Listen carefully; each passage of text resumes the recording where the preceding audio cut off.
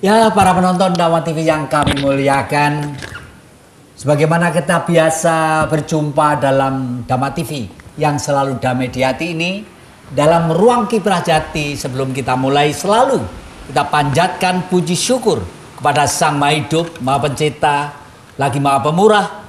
Semoga makhluk ciptaannya, baik yang kelihatan atau tidak, semua dalam kedamaian, kesejahteraan, keabadian, sesuai dengan hukum mereka masing-masing. Para penonton Dhamma TV yang kami muliakan, nuansa hari ini mungkin lain dari yang lainnya.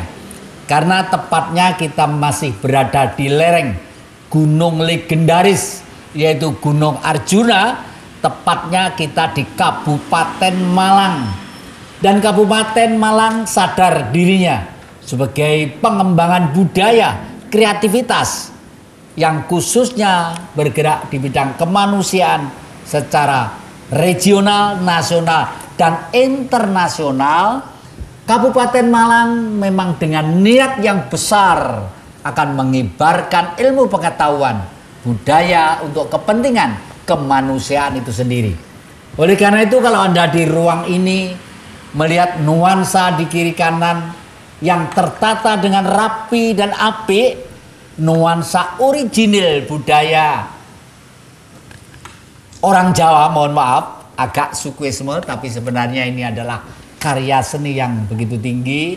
Bahkan kalau dikupas satu persatu bentuk bangunan ini, ada cakra mandala, ada penyangga soko guru, dan lain sebagainya. Mungkin suatu saat lain kali kita bisa mengupas secara detail, secara jelimet sebagai ilmu pengetahuan orang yang berbudaya. Dan kita di Museum Kabupaten Malang ini sebenarnya sudah disiapkan ruang-ruang yang suatu saat bangsa di negeri ini bisa mengapresiasikan, bisa memamerkan karya-karya seninya. Para penonton Dhamma TV yang kami muliakan, hari ini kita masih didampingi oleh rekan kami yang sebelah kiri sana dari Mojokerto. Beliau adalah pengurus bambu nasional ya. Ternyata bambu pun ada dewan pimpinan pusatnya. Tidak akan disayang kalau tidak dikenal. Oleh karena itu kami persilakan untuk sekali lagi memperkenalkan Mas Agung, monggo nama lengkapnya. Rayu, saya Setiawan. Kebetulan saya adalah ketua divisi Dewan Bambu Indonesia, divisi Hulu. Nah, tugas saya secara nasional itu adalah ngurusi mulai dari pengadaan bibit sampai nanam di seluruh Indonesia, sebetulnya begitu. Ya, saya terima kasih kepada Pak Jati dan terima kasih kepada Dhamma TV yang telah memberikan kesempatan ini. Sebetulnya dalam kesempatan ini ingin saya jelaskan secara penuh dan mudah-mudahan nanti di dalam waktu yang cukup singkat ini harapan-harapan tentang pentingnya bambu bisa disampaikan dan tersosialisasikan dengan baik di pemirsa Dhamma TV. Saya kira begitu, nanti saya lanjutkan pada terima kasih. Ya, terima kasih Pak Agung dan para penonton Dhamma TV yang kami muliakan. Kalau hari ini kita ada latar belakang atau background istilah umumnya ya. Ini terdiri dari topeng-topeng karya dari seniman masyarakat dan Kabupaten Malang ini. Dan topeng-topeng ini yang mewakili kita sudah bergerak secara regional, nasional, dan internasional. Nah, coba inilah fungsi peranan seniman pada kepentingan bangsa. Dan ini topeng-topeng ini miniatur karya dari, nanti biar dijelaskan sendiri dalam masalah permuseuman ini ya. Namun demikian agak ganjil hari ini karena saya datangkan seorang sahabat saya dari Ngayogyakarta, Hadiningrat, yang sekarang sudah menjadi penduduk Malang juga. Kawan lama saya adalah Dr. Hewan Nurana. Memang akan kita kaitkan apa peranan hidup, hewan, kebinatangan, dan manusia dan perbambuan ini. Untuk lengkapnya kami persilakan, namanya siapa, monggo. Selamat siang seluruh pirsawan yang menikmati acara Dhamma TV pada siang hari ini. Saya kebetulan memang diajak oleh Bapak Jatikusumo untuk mengisi sedikit mengenai perbambuan dan juga beberapa hal yang lainnya. Nama saya Norana Kesumasari, memang saya berasal dari Jogja, tapi kebetulan lebih lama sekarang hidup di Malang. Mudah-mudahan nanti saya dapat memberikan sedikit tambahan apa yang sudah dipesankan oleh beliau berdua ini tadi. Saya ucapkan selamat untuk Dhamma TV yang selama ini telah banyak mengisi acara-acara mengenai budaya, spiritual, dan juga yang lain-lainnya. Sukses terus dan selamat bekerja. Terima kasih. Dalam minggu yang lalu para penonton Dhamma TV yang kami muliakan, ada istilah filosofis tentang bambu. Bambu itu juga disebut pring atau deling. Kata Mas Agung pada waktu itu sing kandel oleh eling. Eling terhadap yang maha kuasa dengan segala ciptaan. Dan ciptaannya itu sudah barang tentu manusia yang harus melakukan sesuatu yang dalam jangka panjang bisa membantu kehidupan manusia itu sendiri. Nah, kembali ke Mas Agung ini, Mas Agung, nun sewu. Mungkin berkali-kali kita tidak akan bosen-bosen kok. Kebetulan sekarang ini kita menghadapi situasi gelombang alam yang sulit diprediksi, tentang longsor, tentang banjir dan lain sebagainya. Ini peranan dan fungsi bambu dulu itu kan sudah, tetapi menurut saya masih kurang, Mas, itu, Mas. Apa yang kira-kira minggu yang lalu belum diutarakan yang perlu sekarang diutarakan? Monggo sawan beri pada masyarakat supaya penting tentang bambu itu harus bagaimana. Monggo, Mas. Terima kasih Pak Jati. Jadi begini, sebetulnya situasi alam sekarang ini sudah lama bisa diprediksi dan diperhitungkan bahwasanya sejak kutub utara, kutub selatan ini mencair, ini terjadi anomali di mana-mana. Termasuk nggak usah heran kalau ada badai yang kayak kemarin terjadi angin ribut dan lesus ataupun macam-macam. Yang akhirnya saya simpulkan bahwa karena kutub utara dan kutub selatan ini adalah yang mencair adalah air, dari es kemudian cair memenuhi samudra-samudra. Nah, dari samudra ini akan kembali menaikkan intensitas hujan, baik itu dari butirannya maupun curahnya dan sebagainya, sehingga mau nggak mau alam ini bisa dikatakan mengalami kelebihan air. Karena kelebihan air, maka mau nggak mau kita harus menyiapkan diri untuk menyimpan air ini sebanyak-banyaknya. Tanpa itu disimpan atau ditabung, ya akan menjadi sesuatu masalah. Nah, simpannya di mana? Ya mestinya di dalam tanah. Karena ketika itu menyimpan di embung, itu sama aja nanti air akan menguap lagi. Ataukah di danau, ataukah di ini air akan menguap lagi. Disimpan sebaik-baiknya dalam tanah, sehingga nanti air dalam tanah itu akan mampu untuk mencegah penurunan tanah. Kita tahu bahwa kasus di Jakarta Utara itu setiap tahun turun 2 cm karena memang air bawah tanahnya udah habis gitu. Nah, air bawah tanah ini sekaligus juga mempunyai fungsi penyangga tanah-tanah di atasnya. Nah, yang kedua, air bawah tanah ini sebagai cadangan untuk kita apabila terjadi kemarau musim panjang.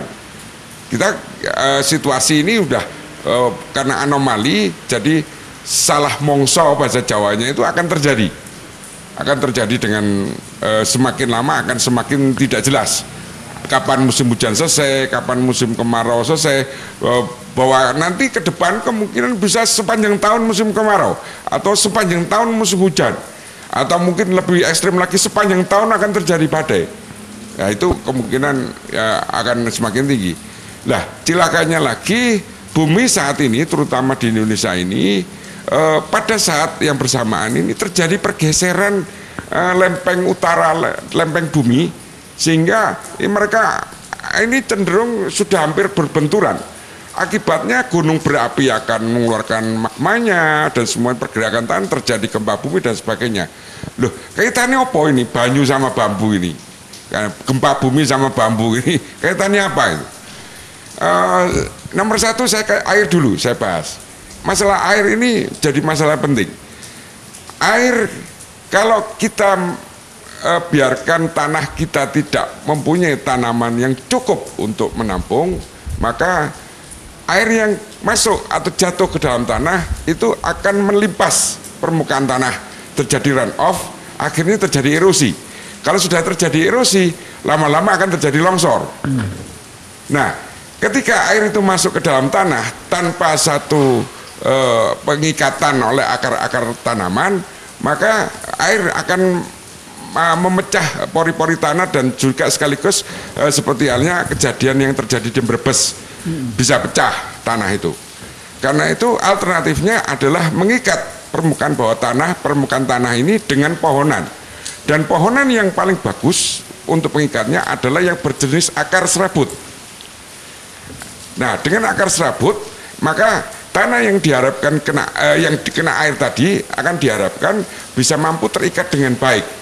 Apalagi kalau kemudian dijejer renteng itu tanah-tanah yang punya kekritisan tertentu, yang rawan untuk longsor dan rawan untuk erosi atau banjir, itu diikat dengan akar jenis tanaman akar serabut. Lah, akar serabut, jenis tanaman akar serabut yang mempunyai batang di atasnya dan mempunyai lubang yang juga bisa punya potensi untuk menyimpan air, itu adalah bambu. Satu rumpun dengan rata-rata 50 batang jenis bambu petung itu bisa mencapai 68 meter kubik daya simpannya. Apalagi kalau misalkan bisa satu rumpun dengan 50 batang. Ya. Nah, ini yang menurut hemat saya akan cukup signifikan. Jadi kalau misalkan saya perhitungkan dengan membangun embung seluas katakanlah 5 meter kali 10 500 meter persegi gitu dengan kedalaman 3 meter, itu paling tidak butuh biaya 50 juta. Nah, kalau dikonversikan akan jauh lebih menarik kalau ini ditanam bambu, sama-sama tertampungnya. Nah, itu yang kedua. Ketika air ini tanam bambu masih penting ya. Kita berhenti sini ya. Para penonton Dhamma TV yang kami muliakan, jangan kemana-mana. Ini demi kita dan anak cucu kita masih di depan Kiprah Jati. Terima kasih para penonton Dhamma TV yang kami muliakan. Anda masih setia mendengarkan yang disampaikan Mas Agung. Andai kata Anda ikut di tengah-tengah kita lagi syuting ini, betul-betul mendapat sambutan alam. Karena begitu Mas Agung cerita masalah air yang turun, debit dari kutub utara, kutub selatan mencair, siapa yang menampung, dan kebetulan kiri kanan ini hujan. Tetapi baiknya museum apa yang terbuat dari genteng-genteng tradisional ini, sehingga secara tidak langsung menjadi peredam, tidak sampai mengganggu perbincangan kita. Nah, para penonton Dhamma TV yang kami muliakan, masih kita lanjutkan. Mas Agung, kebetulan alam itu kelihatannya ikut bicara ini. Begitu Salam bicara masalah air yang tak terkendali turun, dan sekarang kiri kanan kita hujan seperti ini. Lanjutkan Mas. Ya, jadi air ini memang betul-betul kalau misalkan kita tidak bisa menyimpan dengan baik, ya pada waktu musim hujan akan terjadi bencana, dan pada waktu musim kemarau akan terjadi bencana juga. Jadi kalau misalkan dengan tanaman-tanaman yang ada sekarang ini, saya melihat bahwa pilihan tanamannya masih perlu diperbarui lagi dengan memperbanyak bambu. Perhitungan saya, tiap wilayah areal, misalkan satu desa, 10% sebaiknya ditanami bambu. Setiap wilayah. Hutan itu ada hutan, katakanlah 100 hektar, paling tidak 10 hektar itu adalah bambu. Mohon maaf Mas Agung, apakah Malang Raya ini masih juga penting diperbesar tanaman bambunya kalau menurut Mas Agung? Sangat penting Pak, sangat penting. Contohnya, alasannya? Ya contohnya di Pujon misalkan. di Pujon itu ketika saya masih mahasiswa itu di sana banyak hutan bambu dan luar biasa, airnya juga bagus, kesonggoritinya juga bagus. Tapi sekarang udah habis hutan bambunya. Nah, terjadi permasalahan juga dengan air di Batu. Ini sangat erat relevansinya. Nah, terus kemudian yang kedua, ternyata di Pujon ada sekitar Pujon masuk ke dalam itu ada sekitar 50 hektar ada hutan bambu. Luar biasa airnya. Jadi di sana ada sekelompok satu desa yang saya mohon maaf saya lupa namanya. Masyarakatnya memang rajin untuk merawat itu.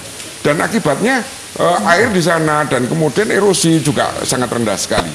Karena itu kemarin saya pernah menyarankan kepada pejabat-pejabat perhutani bahwa yang memiliki beliau yang kuasa atas lahan-lahan di sekitar jalan, saya sarankan jalan-jalan ini segera ditanami bambu, jangan ditanami pinus. Ya kalaupun ada pinus tidak apa-apa, tapi harus ada campurannya bambu. Karena kalau tidak akan longsor gitu.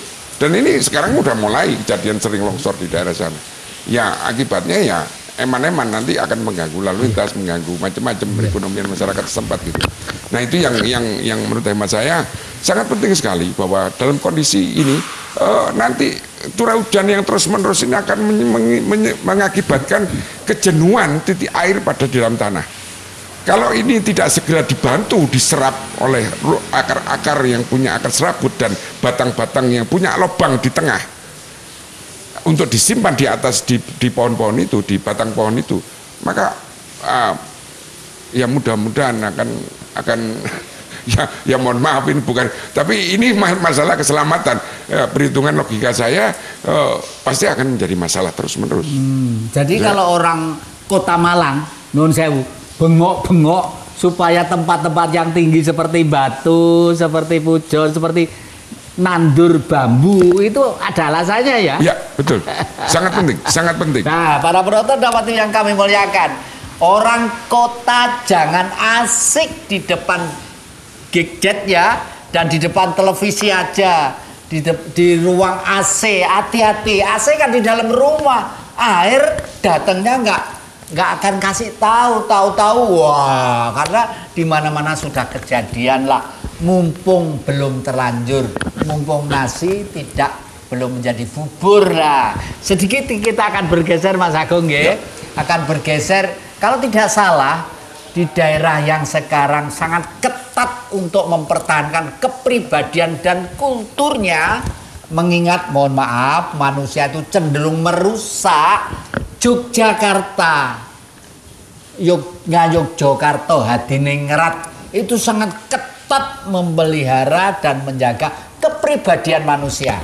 Jangan sampai manusia yang menjadi warga Ngayogyakarta itu secara tidak langsung ikut merusak. Nah ini kebetulan Bu Nurana itu kuliahnya di Universitas Gajah Mada. Tapi jangan khawatir, orang Jawa Timur itu kan Prabu Brawijaya, Gajah Mada itu kan patihnya. Ini gede hati nih Dewi. Para penonton, orang Jogja itu kalau tidak salah, mulai di dapur, mulai menanak nasi, mulai sehari-hari itu dalam rumah tangga itu selalu tidak lepas dengan bambu. Nun sewu, Bu Nur ini bagaimana kehidupan kultur dulu sana itu? Terima kasih Pak Jatikusumo dan Pak Agung juga. Memang betul bahwa di daerah Yogyakarta, Surakarta dan sekitarnya, terutama arah Gunung Kidul, arah ke Sleman dan juga arah ke daerah Bantul itu di mana penduduknya masih lebih banyak bersifat tradisional, sehingga mereka lebih merasakan bahwa tumbuhan yang ada yaitu tumbuhan bambu itu merupakan sesuatu yang dibutuhkan. Memang sepengetahuan kita, tumbuhan bambu itu adalah tumbuhan konservasi yang memang harus ada di mana di setiap daerah itu, walaupun bambu itu tumbuh dengan sendirinya.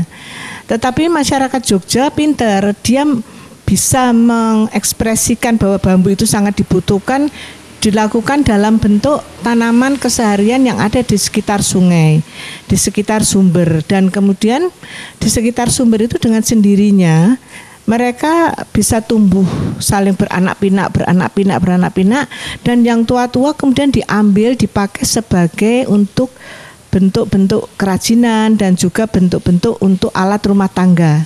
Di samping juga kegunaan yang lainnya karena pemanfaatan bambu oleh orang-orang desa itu sangat mengacu kepada keadaan ekonomi sehari-hari.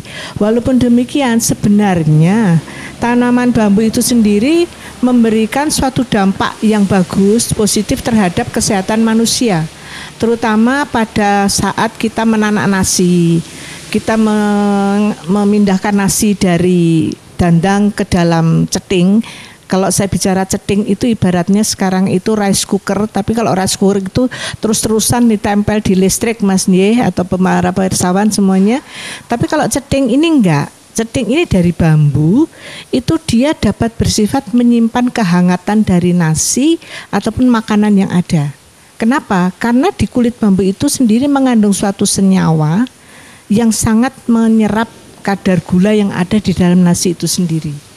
Nah, sehingga nasi itu tidak cepat busuk.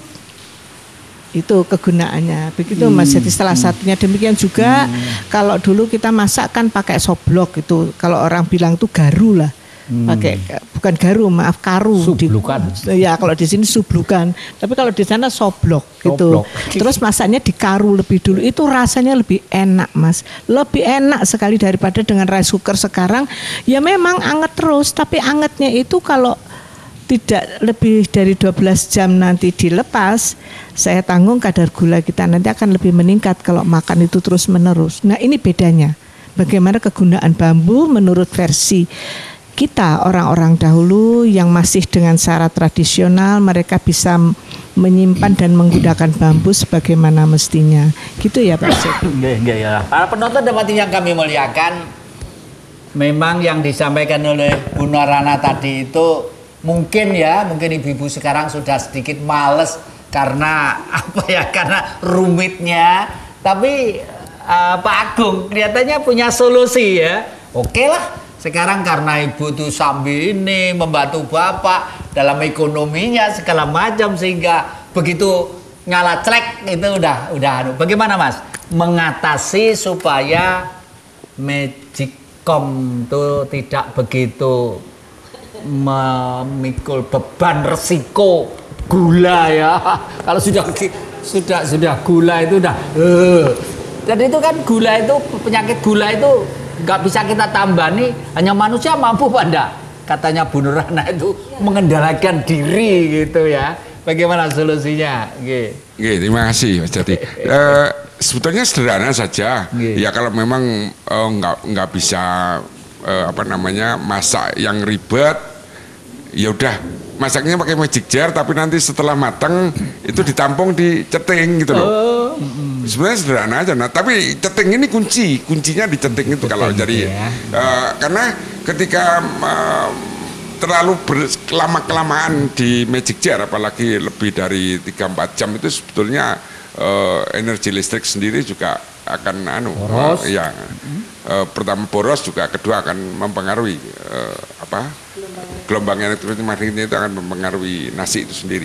Jadi cepat-cepat diangkat, kemudian ditaruh di ceting sehingga akan lebih nikmat. Jadi tanpa ceting. Nah, itu yang menjadi solusi bagi saya. Tetapi persoalannya adalah apakah berkenan untuk supaya agak meskipun tidak terlalu hangat, apakah berkenan gitu ya. Nah, itu yang tinggal pilihan pada penikmatnya. Apakah kita mau makan nasi yang gula atau makan yang sehat tapi agak dingin itu jadi pilihan gitu. By the way, jadi apapun Mbak, persoalan bambu ini menjadi sesuatu yang kemudian urgent gitu ya. Kalau saya belajar dari gunung berapi atau kaitannya tadi dengan masalah gempa bumi, kaitannya dengan tumbukan tektonik dari lempeng-lempeng di bawah kita ini, di kerak bumi ini salah satu contoh kok ada kaitannya sama bambu, kenapa gitu. Salah satu contoh itu ada di Merapi, Pak. Contoh paling drastis, yang paling menurut saya spektakuler. Jadi masyarakat Merapi itu di daerah Jogja ini punya kearifan, dia menanam bambu di sabuk Merapi. Nah, untuk apa? Ini iya, untuk untuk sebagai early warning system. Early warning system. Jadi ketika Merapi ini mau meletus, itu keluar namanya wedus gembel. Ini zat yang paling berbahaya. Nah, ini awan panas ini. Kalau orang-orang tidak akan pernah mau turun, kalau sudah diperingatkan itu, udah ini yang namanya BNPB terus mau naik ke atas, ayo turun. Oh, nggak mau mereka, pasti nggak mau. Ada tanda yang saya harus turun, mereka pasti bilang begitu. Apa tandanya? Dari bambu. Nah, tapi mereka tetap nyiapkan bekal-bekal, nyiapkan sepeda motor diisi penuh, mobil semua. Nah, begitu bambu itu meletus, udah itu ambil angka 1000. Gitu ya. Itu kira-kira tidak sampai 1 jam pasti wedus gembel masuk kampung.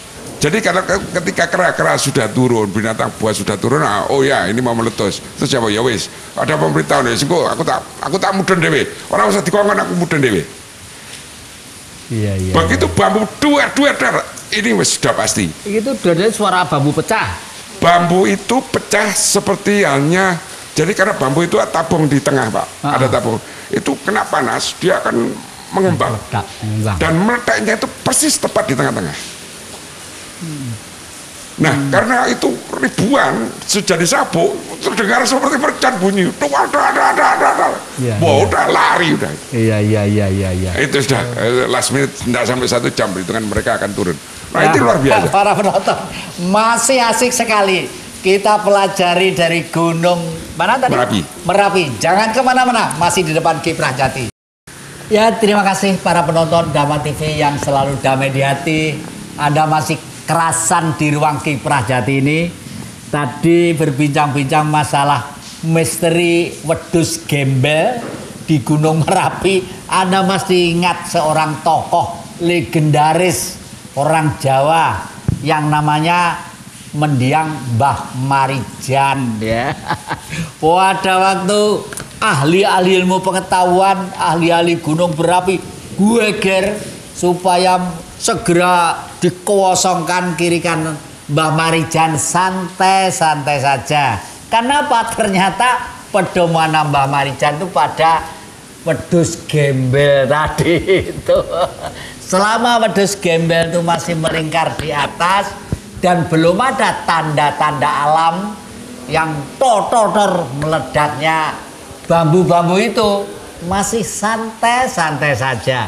Ternyata betul. Kenapa? Si Jawa begitu adaptasinya dengan alam begitu sangat akrab.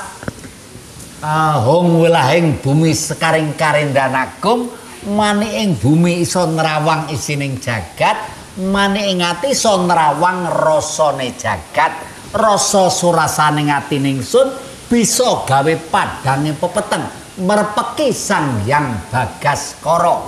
Ternyata mantra itu adalah mantra sangat jos sekali, sangat hebat sekali, sehingga manusia adaptasi dengan makrokosmos, mikrokosmos akan segera melakukan sikap-sikap untuk mengantisipasi sesuatu yang mungkin tidak dikehendaki oleh manusia secara umum. Nah, para penonton Dama TV yang kami muliakan, tadi itu sudah menyangkut masalah kepribadian masyarakat Priyayi Ngayogyakarta Adiningrat dalam kehidupan sehari-hari.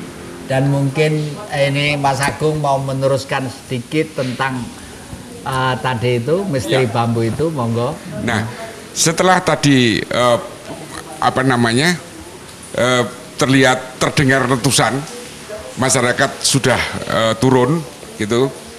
Terus kemudian kita, loh, apa hubungannya lagi ini sama gempa bumi ini, bambu ini? Apa hubungannya dengan gunung berapi?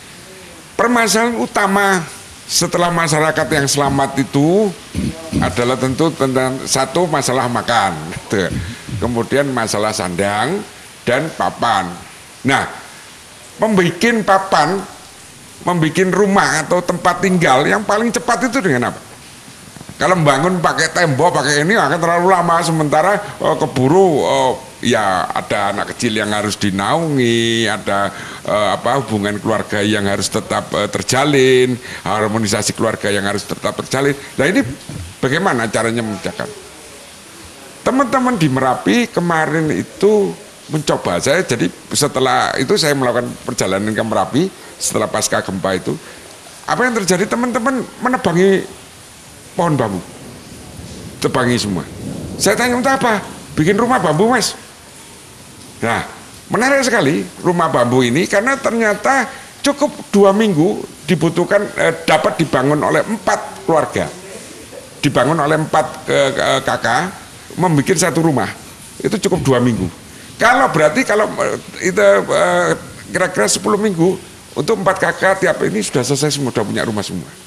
Hanya dalam waktu 10 minggu semua 4 kakak ini akan punya rumah semua. Lah, tinggal persoalannya kalau misalkan ini kebetulan banyak bambu di Merapi, kalau nggak ada bambunya gimana? Yo, harus dipikir mulai sekarang bagaimana nanam bambu itu gitu. Yang kedua, contoh paling konkret, gempa bumi kira-kira 8 tahun, 10 tahun yang lampau di Cina, di Sichuan. Itu saking hebatnya, hampir 9 skala Richter. Itu memakan korban jiwa ratusan ribu orang. Yang selamat itu dibikinkan rumah bambu sama pemerintah Cina. Karena pemerintah Cina punya stok 15 juta hektar hutan bambunya. Dan tidak ada kesulitan mereka. Dalam waktu 2 bulan seluruh yang kena gempa selesai masalah rumah. Mereka bisa, meskipun itu sifatnya temporary. 4 bulan berikutnya dan didatangkan lagi batang-batang bambu oleh pemerintah Cina untuk bikin tusuk, sate, stik dupa, kerajinan macam-macam. Dalam kurun waktu 10 bulan sejak gempa, semua sudah bekerja. Luar biasa. Hanya dengan hutan bambu diselesaikan semua. Persoalan-persoalan mendasar ini, persoalan gawat darurat ini bisa diselesaikan semua. Hanya dengan bambu. Nah, kembali lagi, pemerintah Cina punya stok 15 juta hektar. Pemerintah Indonesia kalau ada bencana punya stok nggak? Nah, itu persoalannya. Nah, ya. Para penonton Damat TV yang selalu damai di hati, coba renungkan ya. Penduduk Cina itu sekarang 1,6 miliar manusia ya. Saya ulangi berkali-kali ini. Penduduk Cina itu sekarang kurang lebih sekitar 1,6 miliar dunia.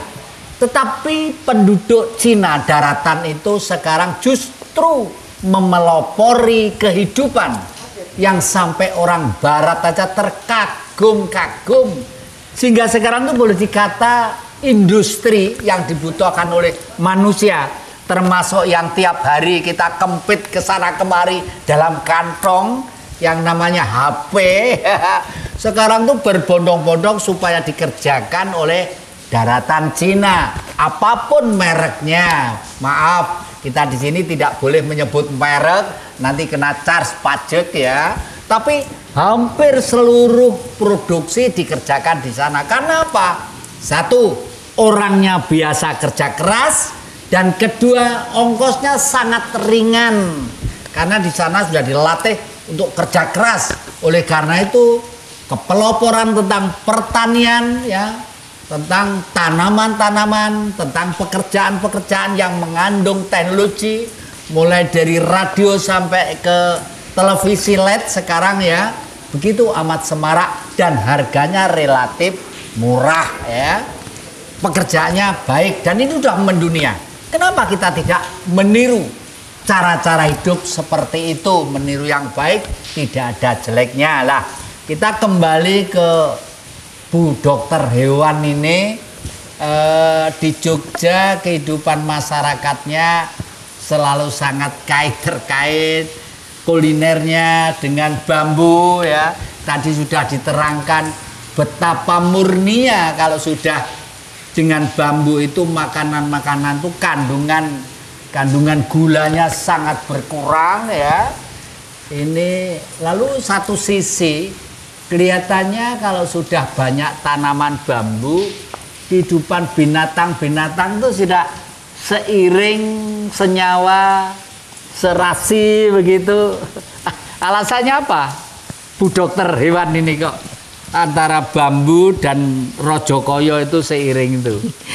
Iya Pak Jati dan juga para pirsawan, memang dengan bertumbuhnya tanaman bambu di suatu tempat tertentu itu akan memberikan habitat lingkungan yang memadai juga terhadap terutama binatang-binatang kecil.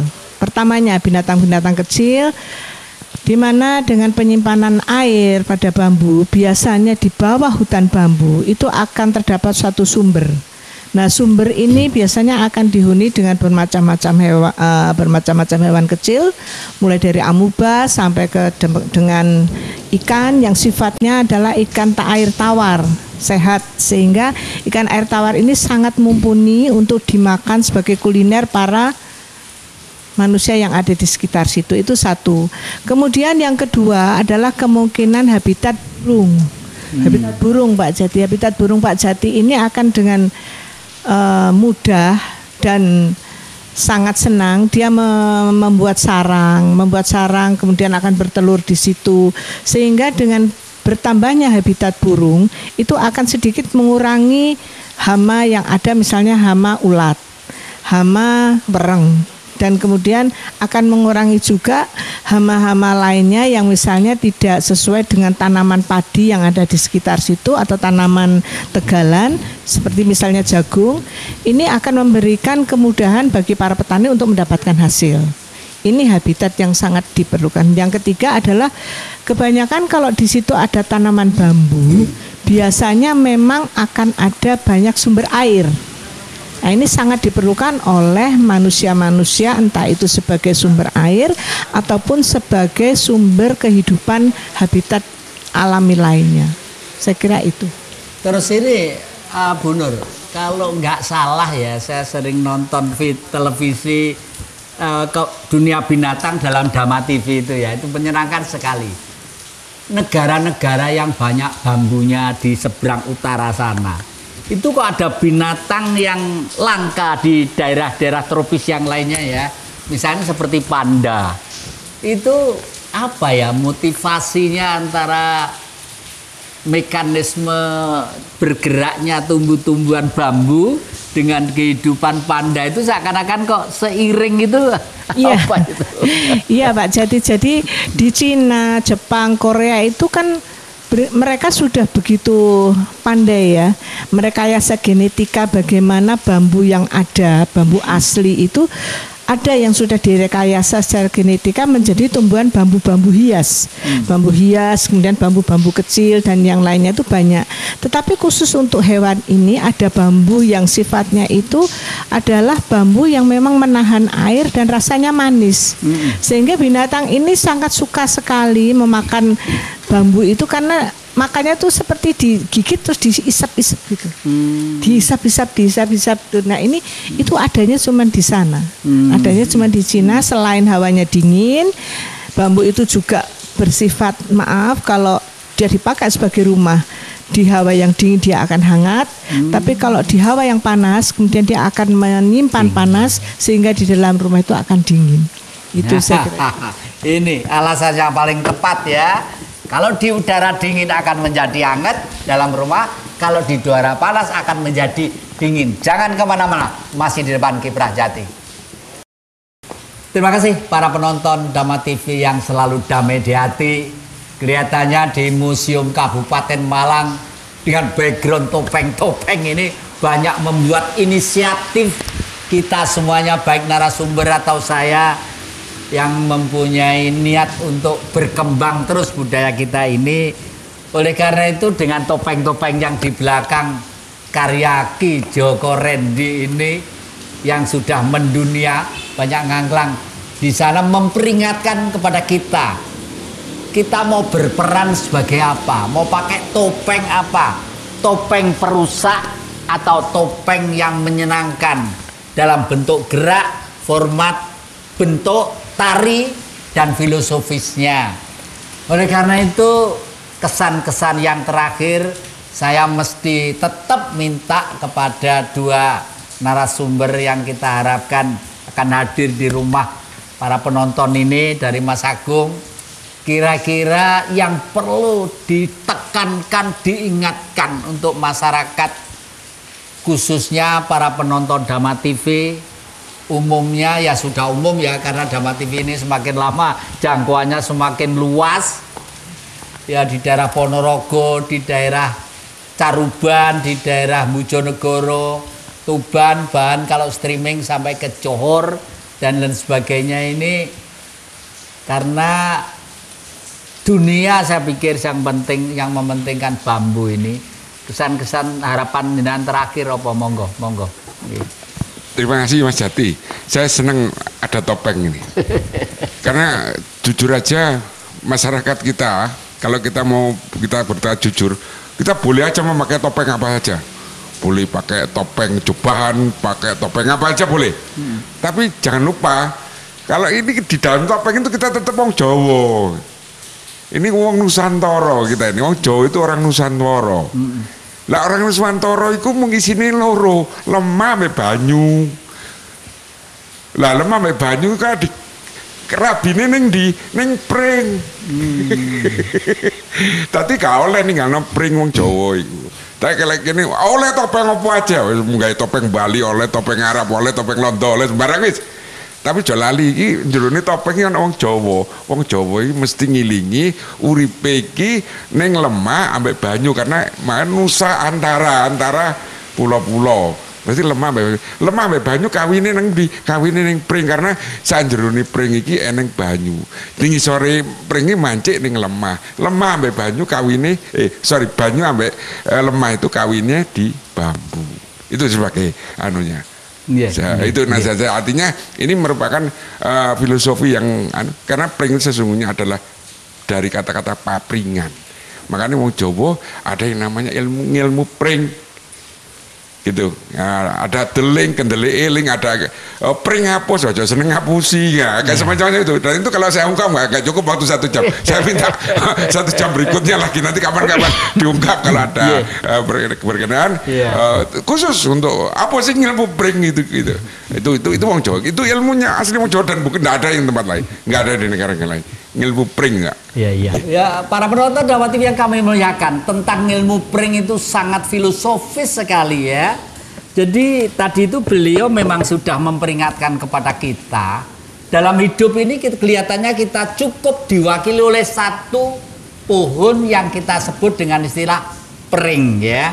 Pring itu menjulang ke atas karena serabut membumi, dan di bumi serabutnya itu akarnya selalu mengkait, dan fungsi pring adalah melindungi manusia. Ke atas itu apa? Ke angkasa. Dalam budaya masyarakat Hindu sering disebut Sang Hyang Siwa. Di bumi adalah Parwati atau Sati. Ketemunya Sang Hyang Siwa dengan Parwati akan melahirkan Ganesha yang dilambangkan sebagai gajah. Gunakanlah hidungmu sepanjang-panjangnya karena ini adalah kewibawaan Prabowo, terbawa kewibawaan kita tergantung pada hidung, karena hidung itu jujur.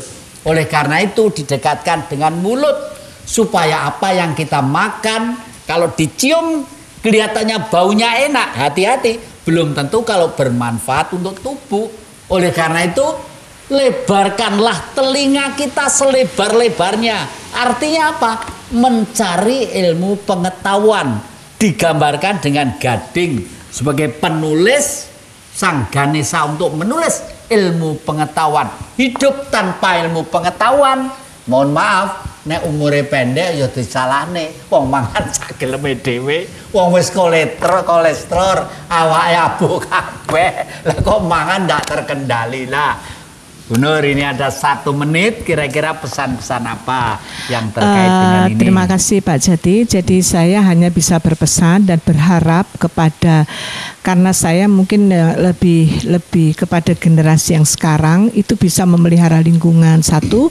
Kemudian yang kedua, ini kita mungkin tidak bisa sendiri karena kepada pemerintah daerah, kabupaten maupun kota, mungkin di daerah-daerah tertentu seperti daerah yang minus air itu bisa diusahakan seperti Paga dan mana daerah Kidulan sana menjelang pantai itu bisa juga karena tanahnya relatif gundul dan kering, bagaimana bisa diusahakan mungkin bisa menjadi tempat untuk menyimpan bambu ataupun menanam bambu maksudnya, sehingga di sana mungkin akan tumbuh dengan sedikit demi sedikit dan lama-kelamaan akan menjadi sumber air.